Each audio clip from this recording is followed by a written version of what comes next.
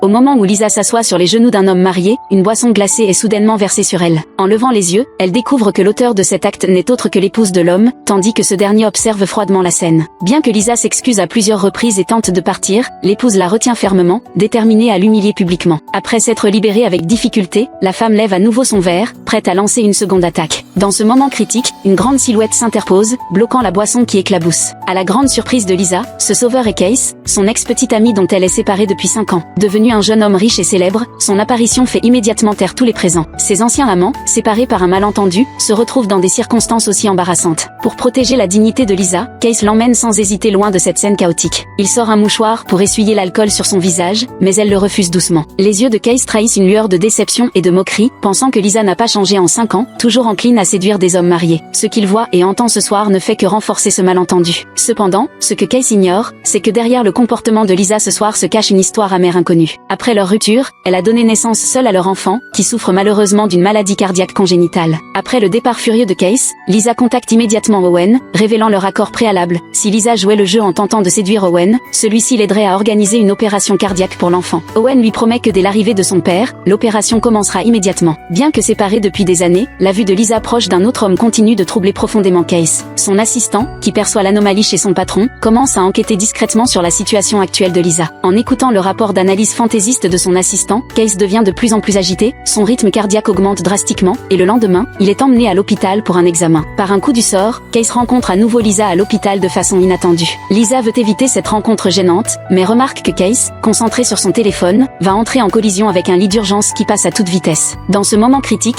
elle se précipite instinctivement pour écarter Case, lui évitant un danger potentiel. Cependant, Case affiche un mépris total, croyant à tort que Lisa essaie délibérément de gagner ses faveurs. La conversation entre eux est pleine de froideur et de résolution, chacun insistant sur le fait que les rancunes du passé sont terminées. La rancœur de Case provient d'une tromperie 5 ans auparavant. À l'époque, la fille qui avait rendez-vous avec lui avait eu un accident de voiture et, pour éviter de troubler le cœur fragile de Case, avait demandé à Lisa de la remplacer. Contre toute attente, Lisa et Case étaient rapidement tombés amoureux. Au moment où Lisa s'apprêtait à révéler la vérité, Case l'avait déjà apprise d'ailleurs, considérant depuis Lisa comme une manipulatrice. Les nombreux malentendus entre eux semblent difficiles à résoudre, mais dans un coin de l'hôpital, Case rencontre par hasard un enfant qu'il n'avait jamais vu mais qui lui paraît étrangement familier. Cet enfant montre un attachement inhabituel envers Case, comme si un instinct de lien de sang les rapprochait. L'enfant exprime innocemment son souhait que Case devienne son père, révélant involontairement cette relation parent-enfant cachée.